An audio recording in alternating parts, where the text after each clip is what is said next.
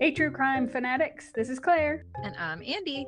You're tuned in to the Homicide Hobbies podcast, which is a podcast for people who love to hear about the horrendous crimes that people commit. Enjoy. So where and when are we? Where do you have for us today? Do I get to guess anything? You sure do. I'm going to need notes. Okay, so I don't know. I'm going to tell you about 12 people.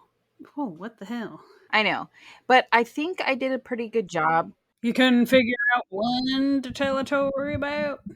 Well, it's one feller that causes a lot of chaos, but... Sounds like you said 12. So I think I do a pretty good job of putting this together, and I don't think you're going to need to take notes. If you'd like to, by all means, go for it. We all know your attention span is a little on the short side, but that's not necessary. You just said it might be 12 men. I did not say that. I said 12 people. Andrea did not. Okay. This is going to take forever. Well, if you tell it this slow, fuck. Okay, so let me know when I'm telling this if you think of a better name, but I was thinking The Long Road to Justice. Stop it. What are you doing? Taking notes. We're going to be here all day. So, our win is the 1980s, more specifically 1984. Our where is a city that has a slogan of nothing without the deity. Another slogan they have is come to life. Any guesses? Come to life.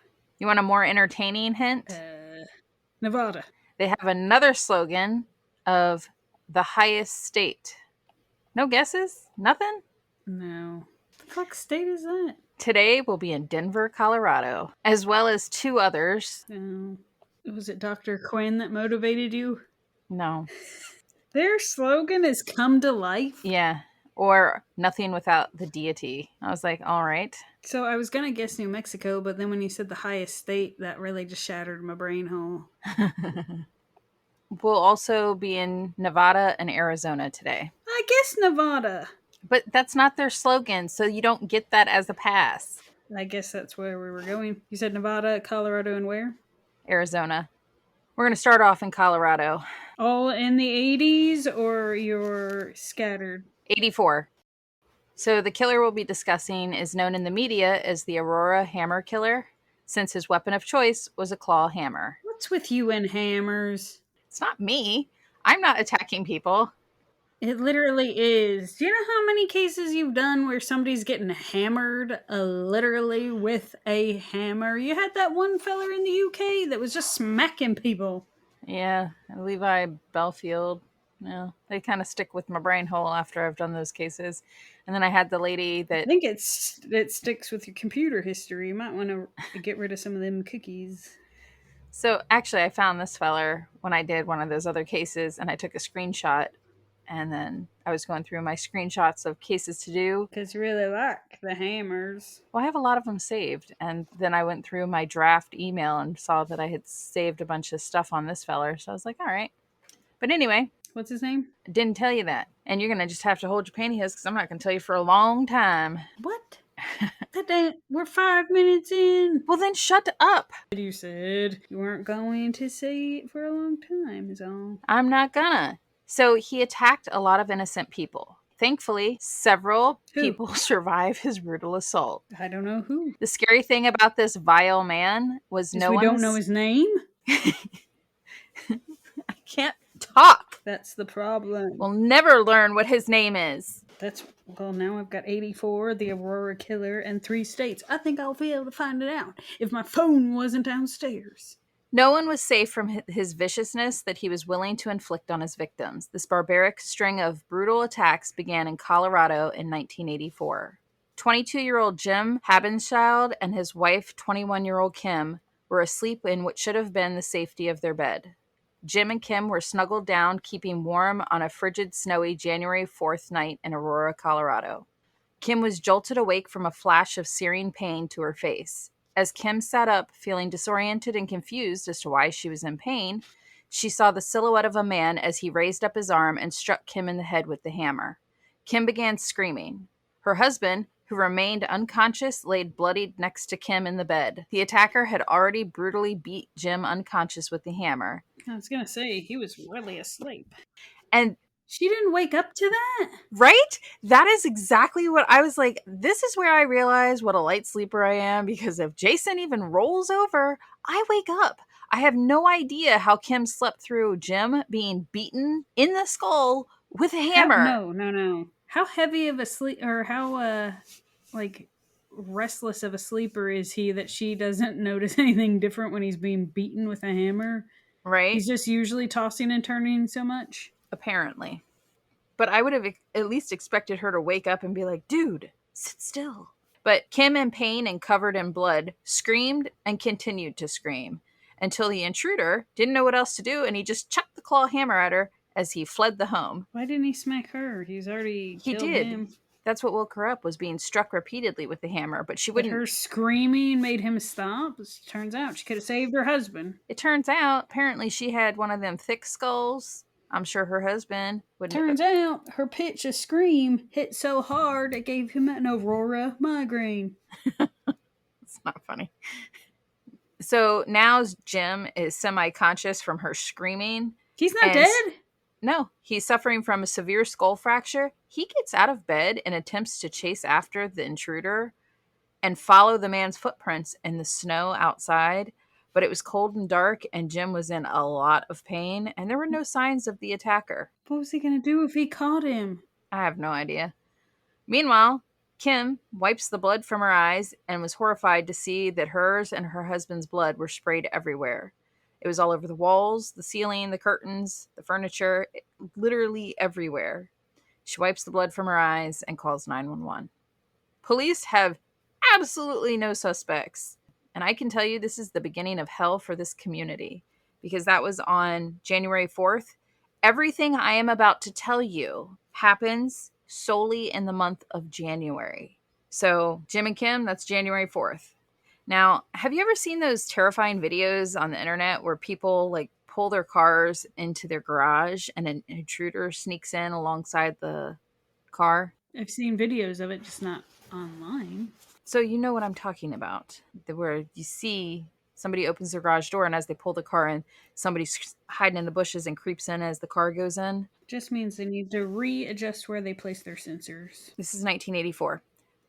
5 days after the nearly fatal home invasion of Jim and Kim. January 9th? Yep, January 9th. Good math. Well, we count by 5. It's in the pharmacy, so it was easy.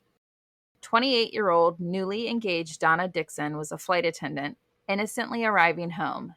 It was early in the evening. It was cold and dark outside. She pulled her car into her garage. As she was about to exit her vehicle, she reached onto her passenger seat to grab the mail. And that's it. That's all Donna would ever remember. Eventually, Donna would kind of wake up. And I say kind of because it was as if she was super drunk. Her balance was completely gone. She would try to stand back up and immediately fall to the ground again. Donna stumbled and crawled her way into her house. Donna's fiancé was a pilot named Ron. Ron was on an overnight flight. The following day, eventually Ron arrives to their home. He pulls his car into their garage and sees blood everywhere. He runs inside, following the smears of blood, and finds his fiancée face down in their bed. Ron is shouting her name and rolls her over and was horrified to see her head is caved in. An ambulance takes Donna to the hospital. The authorities and Ron realize someone had bludgeoned Donna as she reached for the mail on the passenger seat. They didn't figure that out by the blood sprayed everywhere?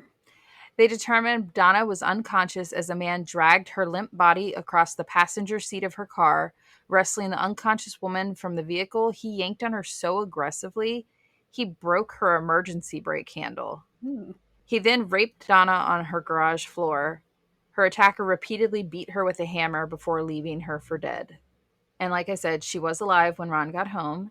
And Ron was so terrified for his love that he slept on the floor next to her hospital bed with a gun out of fear that whomever attacked Donna might return if they figured out that she was still alive.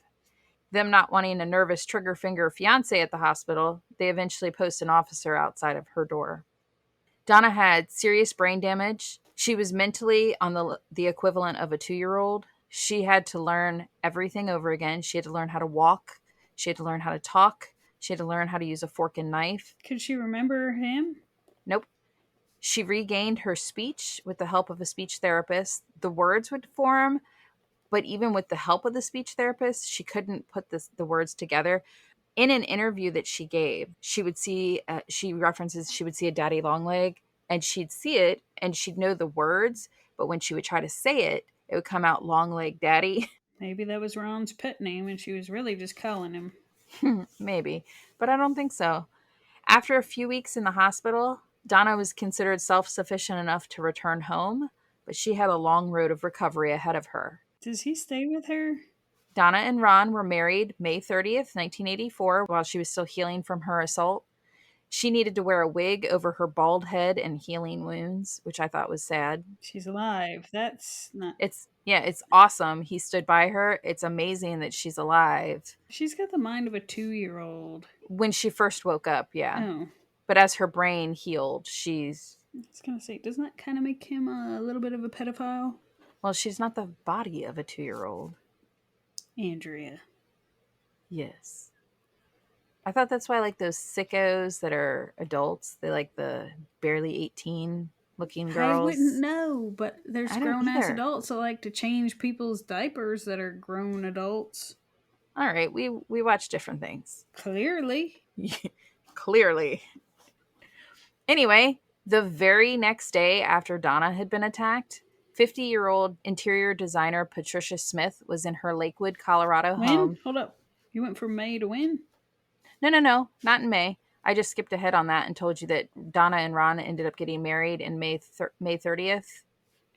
But the next day after Donna was attacked, so January 10th, 50-year-old interior designer Patricia Smith was in her Lakewood, Colorado home eating her Wendy's bacon cheeseburger and french fries around 1 p.m. when an intruder crept in from an open garage door. If you're not seeing a pattern here, pick up on the pattern. I was picking up on Jim and Kim, Don and Ron, Patty, and I assume her boyfriend is Maddie. No. But when an intruder crept in from the open garage door and bludgeoned Patricia with an auto body hammer, rendering Patricia helpless while he raped the severely injured woman. He switched his kind of hammers? Yeah.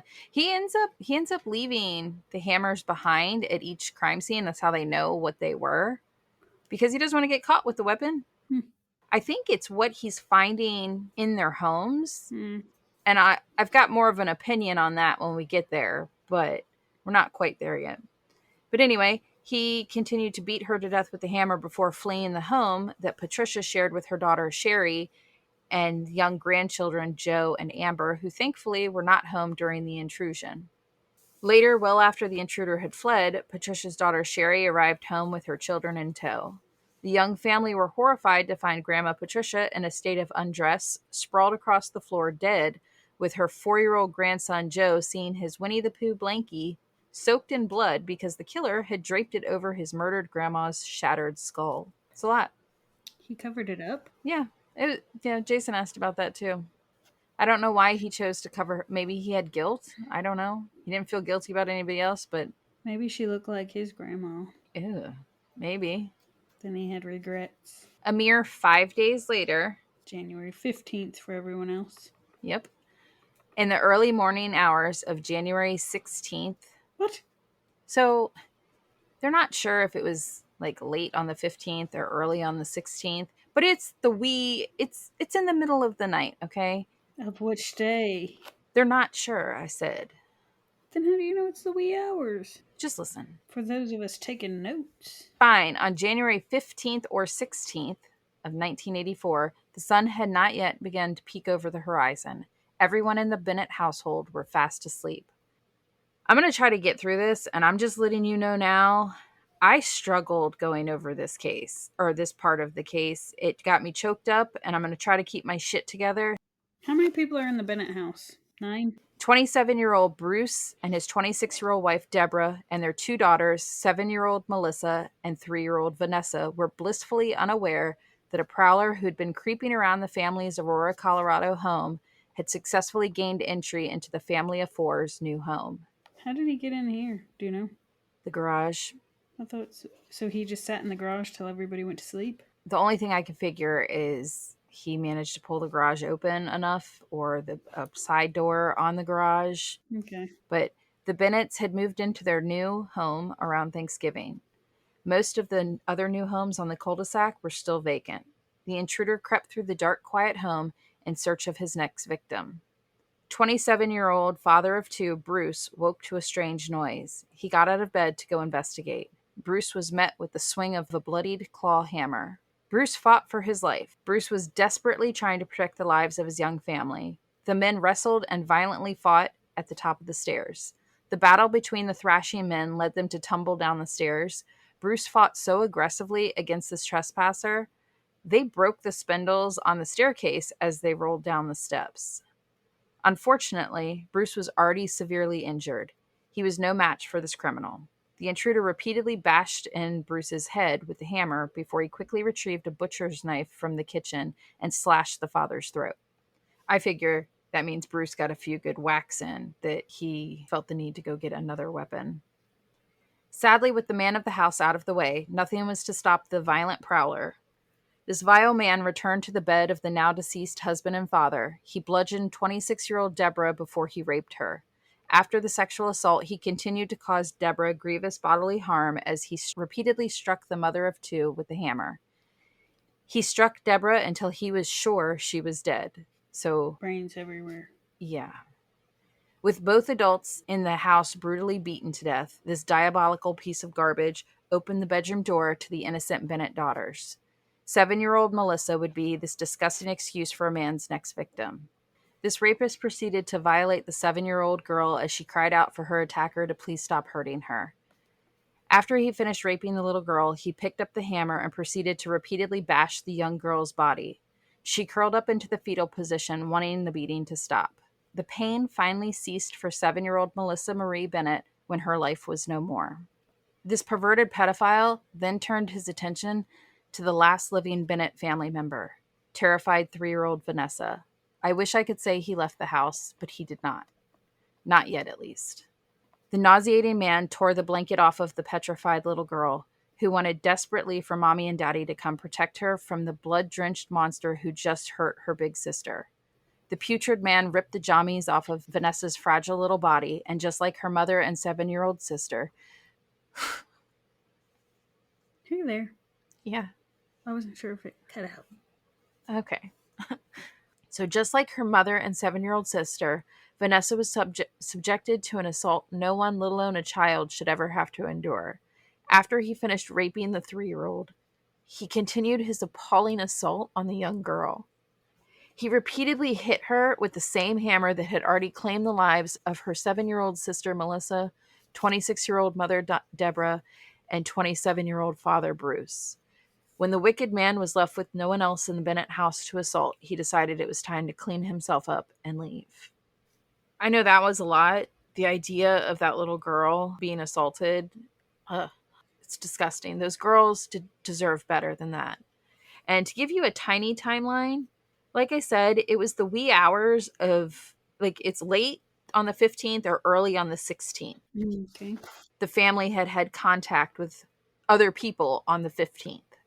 So we're talking like 1 or 2 o'clock in the morning when he's finished with all of this on January 16th, most likely.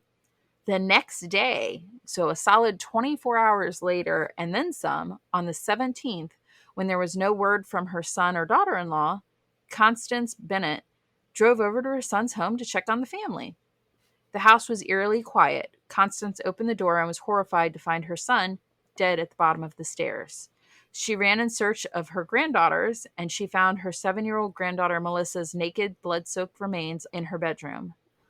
Little 3-year-old Vanessa was wedged between the wall and her bed, somehow clinging to life. The 3-year-old? Yeah. Barely, but she was alive. The injuries to Vanessa's frail, tiny body were devastating. It was a miracle she was even alive. She needed 3 blood transfusions and 3 bags of fluid on an emergency level because she had lost so much. The best way I could think to describe just how broken this little girl was would be to compare to when you tear a piece of paper from a notebook and crumple it up. that was her. Her entire body was smashed and shattered. Vanessa's jaw shattered. Her skull shattered. Vanessa's baby soft skin was ripped off her face with her flesh dangling from her cheek. Both of her arms were severely broken. Her pelvis was shattered. The entirety of her tiny little legs were shattered all the way down to her teeny tiny shattered little ankles. Her violator did not leave any part of Vanessa unbattered. When I say shattered, I don't mean just broken. Like, the bones have splintered off. How the hell did they put her back together? So Vanessa was in a coma for several weeks, and when she finally woke up from her coma, she was in so much pain. She endured countless pokings and proddings by doctors, and eventually she'd have to learn to walk again. Her ankles and bones never healed correctly because they were shattered so badly. Her doctors did the best they could at the time, but even putting her in leg braces didn't help straighten her bones. A lifetime of pain, physically, mentally, and emotionally, awaited little Vanessa. All the police knew? Actually, they don't know shit. All the police suspected was that this barbaric Colorado killer was possibly a white male. That's the course of what? How many days is that? 13. Not a whole lot. That's not a lot of days to have that many people and have nothing. The mysterious attacker laid low for 11 more days before he struck again. But this time he was on the move. His next attack would be in the early hours on Friday, January 27th, 1984, in Kingman, Arizona. 31-year-old Roy Williams was asleep in his bed when, just like many of his previous victims, he was jolted awake in excruciating pain a little after midnight. Now, this case, this feller, is the reason why I say the attacker does not bring the weapon. I think he's searching the home, because Roy was smashed in the head with a football-sized chunk of granite that weighed roughly 25 pounds because he didn't have a hammer, or he had his tools put away, and the attacker couldn't find the hammer. So just like the few other surviving victims, Roy saw absolutely nothing. He didn't even see the silhouette of the person who attacked him.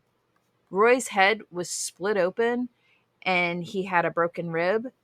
And as quickly as the mysterious assault occurred, the assailant disappeared into the desert.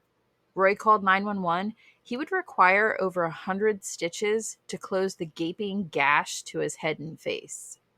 At this point, police are on high alert, patrolling the area because that was a pretty vicious attack in Arizona, right? And he's not stealing anything. He's just going in And hammering people.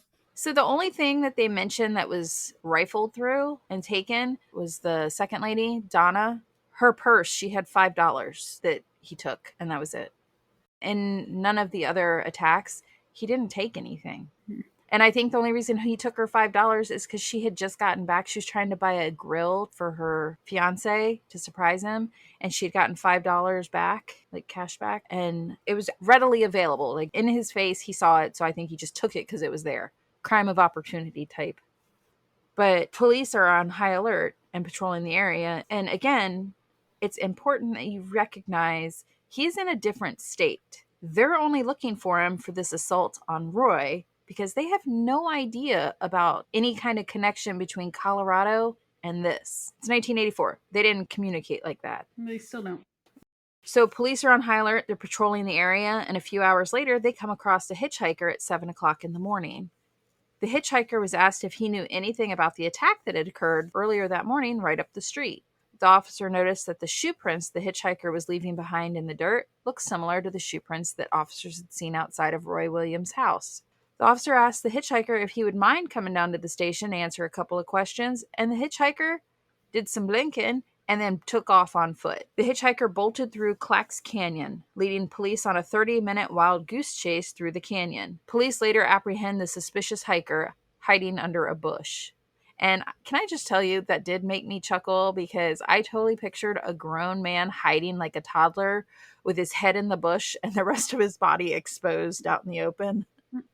The hitchhiker was a 23-year-old man named Alexander Christopher Ewing. Well, he is Ewy. Yeah.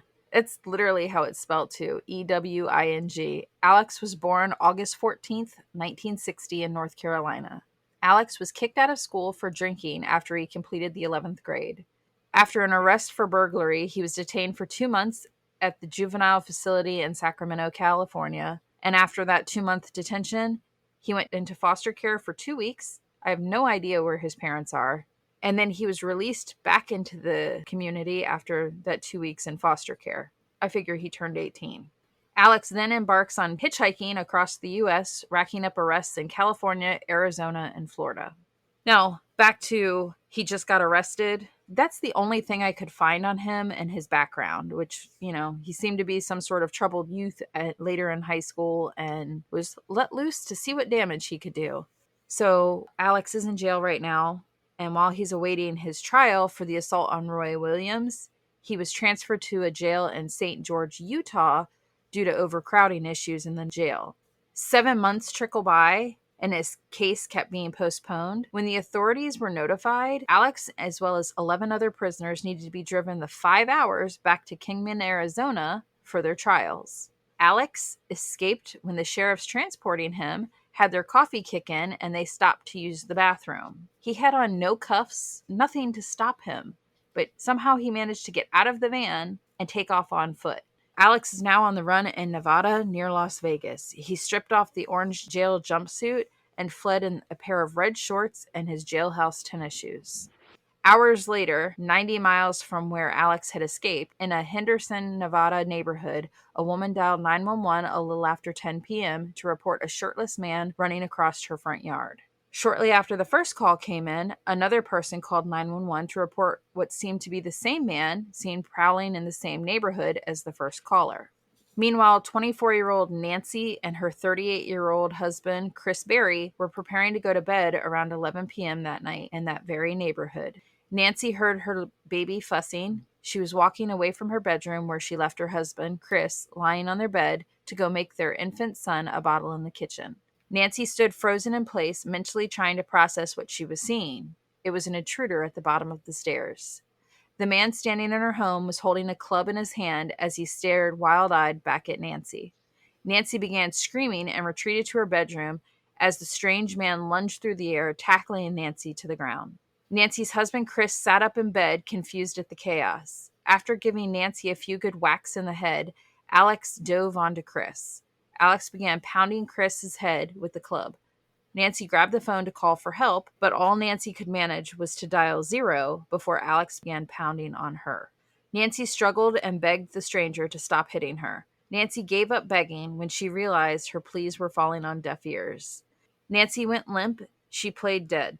Through it all, though, that 0 that Nancy managed to dial back in the day, The operator? and the operator heard all of Nancy's screams, and the operator contacted the police to report the address of the call.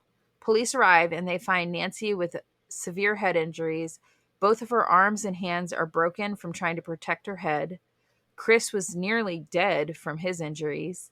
And thankfully, the police find both of the couple's young children safe in their bedrooms.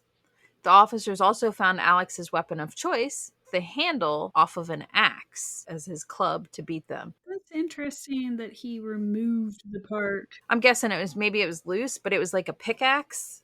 What time was that? A little after 11 o'clock at night. No, like what day and time? He was in jail for 7 months after he attacked Roy Williams, so this is on August 9th, 1984. Gotcha. So they find the handle for the axe, but they don't see Alex. This despicably violent man was still on the loose. Both Chris and Nancy survived this whole ordeal. And now police officers, they know that he attacked Roy because that's who he was in jail for assaulting to begin with. He escapes and now has assaulted this husband and wife, nearly killing them. So they put forth an extensive search effort to locate the escapee, who seemed to have a thirst for violence. They utilized both ground and aerial search efforts, and after 2 days of searching, the police were notified that Alex had made a collect call from a local marina. Police arrive at the marina, and there was Alex, standing 75 feet away from them. Police were able to apprehend their suspect. However, the wonderful catch with Alex's trial, the police could not connect him to the 8 Colorado assaults and murders, nor were they even aware of the assaults and murders. Alex was going to go stand trial for only the assault on 31-year-old Roy Williams, and the attempted murders of 24-year-old Nancy and 38-year-old Chris Berry. Nancy was able to identify her attacker because she locked eyes with the deranged man as he assaulted her. She testified against Alex in court, and everyone sobbed while she testified. It was abundantly clear to the Nevada jury that Alex Ewing was a vicious would-be killer. The jury found Alex guilty of attempted murder, burglary, and escape. He was sentenced to 110 years or life behind bars. Good. Well, 110 years sounds amazing. But parole after 5? But Alex would be up parole after 20 years. Nancy would write impact statements every time Alex was up for parole. Her husband Chris suffered permanent injuries from the vicious, unprovoked attack. He never regained his sense of smell, and without the ability to smell, he had no sense of taste. His jaw was never aligned correctly, so his bite was permanently messed up, causing him pain. His one eye was permanently sunk back in his head, and he also suffered severe scarring to his face. Sadly, Chris passed away at the age of 65 after losing his battle with cancer, and thankfully, Alex remained behind bars. But what about everybody else, right? What about justice for everyone else that was brutalized at the hands of Alex? So Vanessa Bennett, the little 3-year-old he raped and left for dead, her life was difficult. As she grew, her peers were cruel and hateful. People would stare at her scarred face and her braced legs. Kids would ask what happened to make her face look like that. And every time Vanessa would look in the mirror, the permanent scars on her face would be a reminder of the day a strange man, still unknown man, took everything from her. By 17, Vanessa was severely struggling with her mental health. She was suicidal and slit both of her wrists. She ended up in a state institution where she was diagnosed with PTSD and bipolar disorder. Vanessa would turn to drugs such as heroin, and for more than 20 years, Vanessa struggled with her mental health and addiction. One day, she made the decision to stop letting her unknown attacker control her life. She decided to try to get clean and turn her life around. She's now happily married, and her dream is to one day buy a home of her own and help others who are struggling with addiction. Now, during all of this, Nevada began the process of changing a few laws in 2013. The new laws mandated that all felons had to submit DNA samples if they were convicted of their crimes, which is great for 2013 moving forward. But it wasn't until 3 years later that the Nevada State Attorney General applied that law retroactively, requiring all felons who were incarcerated prior to 2013 submit DNA. And thanks to his carelessness of leaving behind his DNA on his rape victims and the persistence to solve cold cases, in 2018, the FBI ran Alex's DNA through CODIS. Alex's DNA swab confirmed his involvement in the unsolved murders and rapes he'd committed in Colorado. I'm going to skip over all the bullshit because it doesn't matter. He tried to fight it like a whiny little baby that he is. And it took 16 months to actually get him extradited because he was saying it wasn't fair. He's already... That's because he's like, he was so close to parole. Right. But he loses that battle. He is extradited to Colorado to stand trial. They do separate trials for him. They do? Yeah. They do hold a trial for Patricia Smith, the 50-year-old grandmother that he assaulted. I took notes. Mm-hmm. Well, for those that didn't take notes. And then a separate trial for Bruce and Deborah and Melissa and the Bennetts. And yes, the Bennett family. The warrant listed for his extradition listed 6 counts of first-degree murder, 1 count of attempted first-degree murder, 2 counts of first-degree sexual assault, 1 count of first-degree sexual assault, 2 counts of sexual assault on a child, and first-degree burglary. They were throwing the book at him. The surviving Bennett daughter, Vanessa, made an impact statement. She described how she was stripped of everything at 3 years old. Her life, who she should have been allowed to grow up to be, was taken away from her as an innocent child. Alex's assault on her and her family left her with a lifetime of physical and emotional pain. They had the DNA evidence. They had a solid case around this feller, and a jury found Alex guilty of everything, and he was sentenced to a total of 4 life sentences, and he will die behind bars like the caged feral animal that he is. Yeah, well, he should have gotten the death penalty. So the reason he didn't get the death penalty, and I think this is stupid, was because at the time when he committed his crimes, they did not have the death penalty in that state, so it could not be applied to him. I don't think that's a free pass at all. Just because he didn't get caught for several decades, joke's on him then. He should have been executed. But nearly 4 decades later, DNA testing confirmed that Alex was also the intruder in Jim and Kim's home invasion, and he was the one who fled in the snow. However, since he wasn't able to rape or murder anyone, the statute of limitations had passed, and Alex would never be charged with the vicious assault on the now divorced couple. Donna, the flight attendant he assaulted, no charges were ever filed in her case. DNA did confirm that Alex was the one who raped her. However, the statute was up on her case, and Donna has no memory of her assault. The last thing she remembered was reaching for the mail. The DA did offer to Donna to try to charge Alex with kidnapping since he removed her by force from her driver's seat. It's a weak case. Ron and Donna decided they didn't want to open that can of worms. Alex was never going to be a free man. She was completely healed mentally, physically, and emotionally, and she didn't want to go down that road. Her and Ron have been married for 40 years, and they're still going strong. All in all, Alex attacked 11 people, murdered 4, 7 surviving victims. He's been incarcerated since he was 24 years old.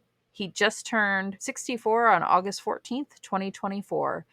Alexander Christopher Ewing shows no remorse, no emotion regarding any of his heinous acts on his innocent victims, and I think he is truly the definition of an evil man. Definitely. But any thoughts? You really like hammers. I don't. You do. I don't. You know what it is? It's the Rugger. You were right the first time. That scarred me from ever doing cases with guns. I can say claw hammer just fine. At least you didn't say he did anything with a mullet instead of a mallet. Yeah. I wasn't sure if he did. I'm not stupid. No. That case was hilarious with your Rugger. A what? Is that a knockoff Ruger? Sure is. No, this guy, I don't know what crawled up his ass that made him just... A hammer. But it doesn't make sense. And it's not like he just wanted to burglarizing their homes. And he went after men. He went after women. He went after children. He went after older people, younger people. He didn't have a victim. It looks to me like he picked people who were happy. And considering he had a shit turd life... Well, we don't know. I think it was jealousy. Yes, we do. You said he was in foster homes. That means he was dead. No, I did not. You did not take good notes. I said that after he got kicked out of school, that he was arrested, spent 2 months detained in like a juvenile facility, and then he spent 2 weeks after that in a foster home. Which means his parents were not there. Or they took him away because they couldn't control... Dude, if I had a kid that I couldn't control... I'm just saying is all, it looks like somebody who had a chip on his shoulder from his teen years and then took it out on people who had what he wanted. And instead of trying to figure out how to make his life mirror theirs, he wanted to stomp it out or smash it out. Yeah. Which is why he disabled the menfolk and then in that moment could be them and fuck the daylights out of their spouses or fiancés or whatever. And now the wild outlier on the other thing would be the girls. That's just fucking disgusting. And I would say that that is a whole lot of anger. Yeah. Well, in my professional opinion, I think it's crazy the number of people he had attacked in January, and I can only imagine how many more people he would have attacked if that officer didn't stop him and just ask him a couple questions. Yeah. Because that was literally the only thing that stopped him. Because even after he was initially arrested, when he escaped, he immediately hitchhiked with a semi-truck driver and went to that other neighborhood and attacked 2 more people. He's disgusting. And I think the only reason he didn't hurt the kids in the house was because he realized that the phone was still connected to the operator who connected to the police, and they were listening to everything. Yeah. So I will say the Utah transportation people are idiots. Yeah. Well, I don't know how it works. You said he was I know. I don't know how it works. Nevada send their officers up to go get them and then drive I'm not a back. doctor, and I'm not a criminal. I've never been transported from several states by force. I'm pretty sure the state It that's, doesn't matter. Whatever moron was responsible for transporting him from Utah back to Arizona is an idiot. yeah. I don't know why he wasn't in shackles. When he escaped, he had no shackles, no cuffs, no nothing. At least, you know what, silver lining, they didn't leave the van running. Yeah. Like, we don't want it to get overheated, so we're going to leave the AC on. But you behave yourself and don't you go running off. You'd think that because there's multiple officers that somebody, They wouldn't shit together. well, you would think that somebody would have been assigned to stay with the van. Maybe they got their wires crossed and didn't realize they both got out of the van. I don't even know how that's possible. Are you sure they all didn't go to take a shit? It said he escaped from the van. Maybe he did. Because I could see it be like they think he's pooping and they're like, we got to get back on the road. This can't take 45 more minutes. And they're like, he's not in there anymore. However, he managed to do it. He escaped from custody and immediately went and started attacking people. He is someone that I truly believe would not have ever stopped. Well, he had limited time at that point. Well, the track he was on, he was assaulting people. It makes me wonder if there's anybody else out there that, because he wasn't down for very long. He was constantly assaulting people. So I wonder how many other. I hope he gets hammered a lot in prison. Well, he's been in there for 40 years because he's 64. You figure if he got arrested when he was 24. He's taken a lot of dicks to the face. Maybe that's why he was angry. He didn't realize that's what he wanted. Now he's angry. No, he didn't. Turns out. That's why he hasn't assaulted anybody in jail. That's what he wanted. He just didn't know it. No, I'm not going to go with that one. But I would say if he thought he was angry before, I feel like he's real angry now. Yeah. I hope he finds himself at the bottom of many gangbangs and no one's kind enough to provide lube. It really like tore at my heart. The little That's how I 3-year-old. thought you were going. You know, the 3-year-old though. Yeah, I thought it got disconnected. So it's like, Well, I'm gonna chop out my silence. you didn't make a peep, not a sniffle, not a. No, I was keeping my shit together. I'm trying not to cry. Well, the amount of times the internet's just done clicked off, I'm sitting here like, I don't know if she's being quiet or if this is going to pop up disconnected. You know how teeny tiny a little 3-year-old is. Right. And the idea of somebody doing the things that he did to her and breaking her little body the way he did, and then seeing she's 41, 42 years old now, and her face is still mangled. Like she's permanently scarred because of this piece of shit. It's heartbreaking. Right. It is fucked up. And then when I was reading one of the interviews she gave where she's just like, the person she should have been allowed to grow up to be, it was taken away from her because her entire life was spent in pain. She, like, it hurts her to walk and move her arms. Like, everything on her hurts because her bones were shattered. I don't know. Don't get me wrong, it's messed up what he did to the adults too. But the 2 little girls. Like, let some adults hammer the hell out of them, but not the 3-year-old. What about the 7-year-old? She got the same shit. I said the girls. And it's sad what he did to Melissa. Like, that is sad. But Vanessa having to grow up, knowing the things that she survived, I don't know. That's a lot to put on a 3-year-old. But that one choked me up. I heard. Actually, no, you didn't. You heard nothing. I don't know, because you can hear it when you start yapping again. Oh. I was like, hey, I'd like to be on the same page as you, but I don't know what we're about to say happened. So I think I wrote it up too descriptive. For your facial? Stop picking children ones then. I didn't know there were kids in this one till I got to the family, and I was just like, oh, this is why I stopped working on it. I couldn't bring myself to talk about him raping a 3-year-old and a 7-year-old. Again, I still think it's sad and it's terrible what he did to the adults, but they stand more of a fighting chance than the little girls. Like, they're at his mercy. And by the way, the not being able to finish her Wendy's made me think of you, the 50-year-old grandma. With the chips? Or cookies. Oh, wait, no, it was her plate of cookies. Yeah. Yeah, because you gave me shit about it because I said a sad plate of cookies or it was a plate of cookies and something that you harped on.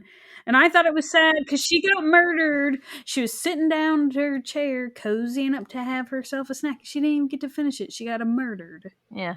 I only threw that in there because Claire got squirrely about a plate of cookies. That's because it was sad. If I came home and found Dave dead and next to him was whatever snack he had fixed himself, it would be even more devastating. Let's face it, your puppy would have eaten that. That's 100% accurate.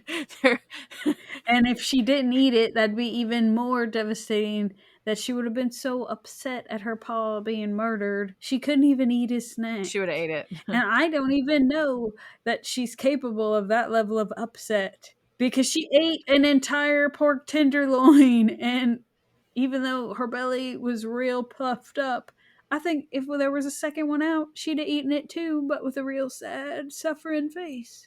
She didn't want it to go to waste. It wasn't going to go to waste. It was going to go to the people of the house. It was a waste. On that note, I don't know what to make for dinner today. But that's all I got. All right.